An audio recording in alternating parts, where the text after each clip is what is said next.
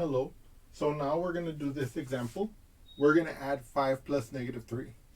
Okay, and we have our rules here so we can follow them very faithfully to get the best result and to drill these rules into our brain. Okay? Okay. So we place the representation of the first number looking at the sum from left to right on the number line with the tail above 0. So this is the first number. We're going to place a representation of 5, our arrow representation of 5, with its tail above the 0, right? So let's say 0 is here. 1, 2, 3, 4, 5, right? And we put our tail here. We go to where the 5 is. And that's our representation of 5 as an arrow, right? And now, let's label it with a 5 there so it can look super beautiful. Then it says, place the representation of the second number above that of the first, but with the tail located at the point of the first number. See, in other words, here, I'm going to place the tail where the first number lies. Okay? But it's a negative 3. What does that mean? That means I'm going to go this way, 3 units. So 1, 2, 3. So it'll go here, like this. Okay? That is going to represent the number negative 3. Now look at the rule at the bottom. Construct an arrow from the tail of the first, okay, here. That's from the tail of the first to the head of the second, which is here, okay. Okay.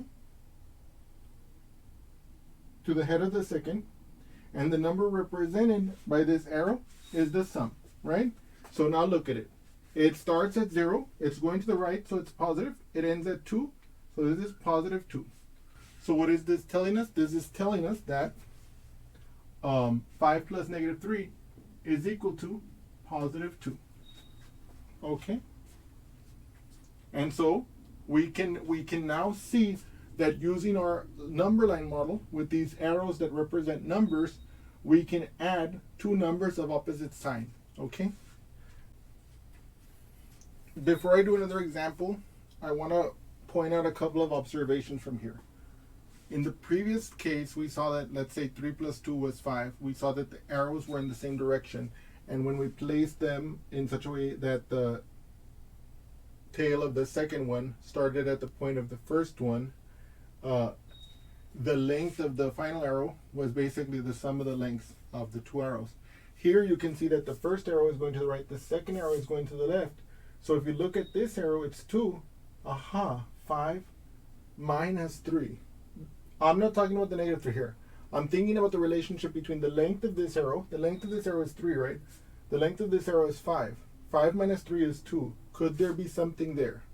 And also look at this arrow. This arrow, the one representing the 5 is longer than the one representing the negative 3. And is it odd or is it interesting that the sum is in the direction of the one that is longer? Those are two observations we're going to get to, and we're going to look at that again later. Okay, but I wanted to point those out to you. Okay, before we do another example. I now want to look at the example 4 plus negative 2. Okay. First, I want you to notice how I'm going to follow these rules precisely. The first thing we're going to do is we're going to place an arrow representing the first number on our number line with its tail starting at the 0, right? So it's going to be right there. The tail is at 0. And since it's a 4, it's going to go to the right 4 units. And that's where its point is going to be, like this. So this arrow is representing the number 4, okay? So now what we're going to do is we're going to attach to the point of the first number the tail of the second of the arrow representing the second number. In this case, the second number is negative 2. So let's place the tail here, right? And then we're going to go negative 2. So we're going to go 1, 2, like this. And we're going to get this. This arrow represents our negative 2, right? So we can write it like this, okay? And now, how do we draw the sum? Well, we start with our tail at the tail of the first number. And then we connect it to where the point of the second number is. which happens to be here. Okay, oops, I overshot it there. I'm sorry about that. There we are. You see, I put the tail where the tail of the first one is, and I put the point of the sum where the point of the second is. Okay, and if you notice here, you can see that that's 2 because it goes to the right 2 units. Okay, and yeah, and so where does this let us say? This lets us say that 4 plus negative 2 is positive 2. Again, I want to make the 2 brief observations we saw.